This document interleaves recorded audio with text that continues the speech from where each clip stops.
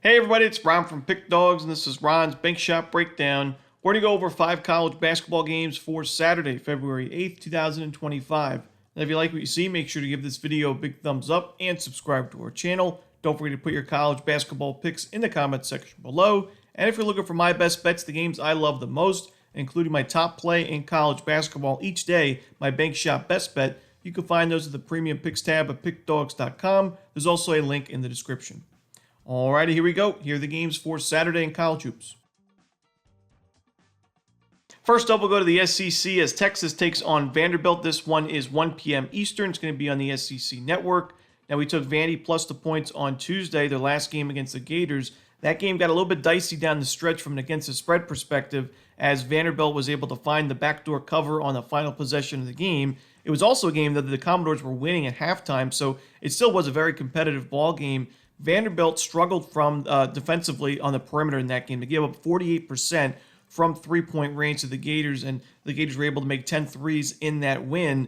Now, that's been an issue for Vanderbilt this season overall, as their three-point defense is ranked 336th in the country. But the good thing here is they match up really well defensively against Texas because Texas has struggled from the perimeter in conference play. They don't score a lot of their points from three-point range, about 27% of their points from three. That's ranked 15th in the country. And in conference games alone, Texas only 30% as a team from the perimeter. So I think Texas, if they're living and dying by the three in this game, which a lot of teams have against Vanderbilt, I don't think it's going to be a very comfortable game for the Longhorns offensively. I think Vanderbilt, shot quality-wise, is the better team on the defensive front by a good margin. I think Vanderbilt wins the turnover battle in a big way in this game. And I like Vanderbilt in this matchup at home. They're also, this is a spot where Vanderbilt kind of looking to build up that resume. They're kind of in the middle of the pack in the SEC. They have a good overall record at 16-6, but just 4-5 in conference play. Even though this is a home game, it'd still be a big win for that resume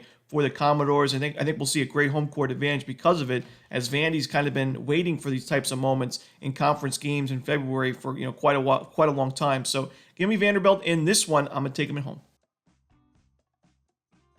Next up, we have Wisconsin and Iowa. This one is 1 p.m. Eastern. It's going to be on NBC. Now, this is not going to be the most popular play. It's a very contrarian selection, but I like Iowa in this one plus the points. I know Owen Freeman's out for the season. I know the Hawkeyes are struggling as of late. They've lost 5 of the last 6. We actually just faded Iowa in that last game against Purdue. We won with Purdue in that 190-81 the final. Wisconsin's playing well on the other side. So, when you look on the paper, on the surface, things may be pointing towards Wisconsin, but Iowa, no matter how good or bad this team has been in conference play over the years, is still a very tough team to beat when they're playing at home in a national TV game here in the afternoon.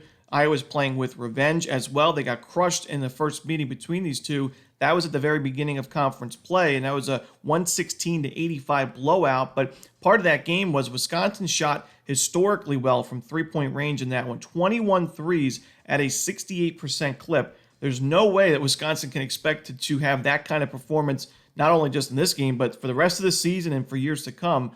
I think Iowa's defense is undervalued, a little bit underrated. We mentioned how they're really giving up a lot of buckets from two-point range in recent games, and Purdue was able to take advantage of that and win that game, scoring 90 points. But I honestly think, Iowa was quite competitive in that game. It came down to the wire for the cover, and Purdue still shot 48% from three and barely covered the number in the end. I think Iowa's offense is going to put on a show in this one, as we've seen many times in home games. I think their defense does just enough. I like Iowa for the outright upset, but I'll take as many points as I can get. Next up, we have Texas A&M and Missouri. This one is going to be 3:30 Eastern on the SEC Network.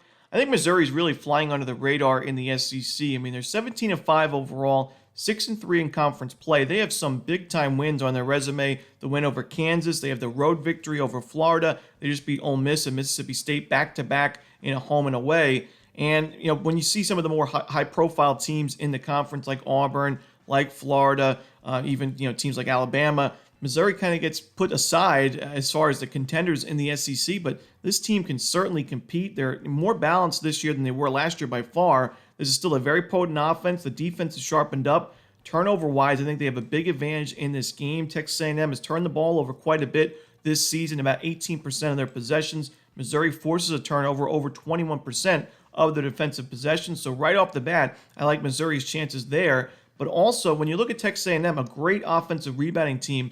Missouri overall this season, you look at the numbers, not great on the defensive rebounding side, but in conference games alone, they're actually the second best defensive rebounding team in conference in the SEC in those conference games. So that's a big improvement for Missouri, and one of the reasons why they've been able to pull off some big wins in conference play. I like Missouri in this one at a very reasonable price at home.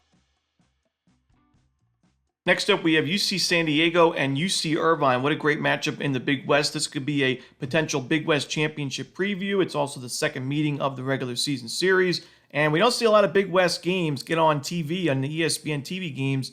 But here, these two teams are the real deal in terms of the mid-major schools to watch out for as we near March and March Madness. But, we just took UC San Diego over UC Riverside and got a big win with the Tritons in that one, 91-71 the final.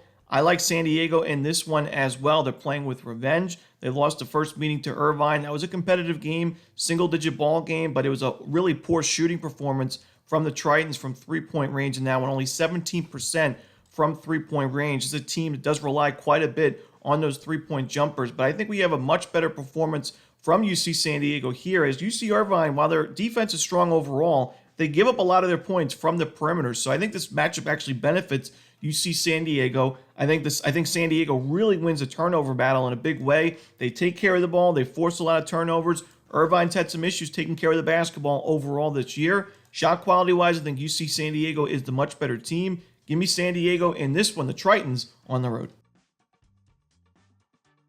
And the final game we're going to talk about for the Saturday card in college basketball, it's going to be San Diego State and Colorado State. This one is 10 p.m. Eastern as well. This game is going to be on CBS Sports Network.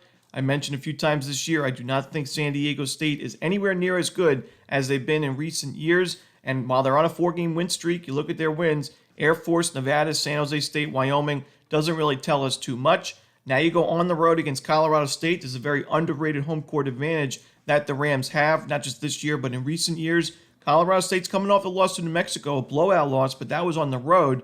They return home here where they've been playing great basketball overall this season, just 2 home losses overall. And I think Colorado State's a better team in this game. I like the fact that they're excellent on the defensive glass, not going to be able to give up those second chance looks to a team that certainly you could use them, because this is not a great shooting team for the Aztecs, ranked 242nd in effective field goal percentage.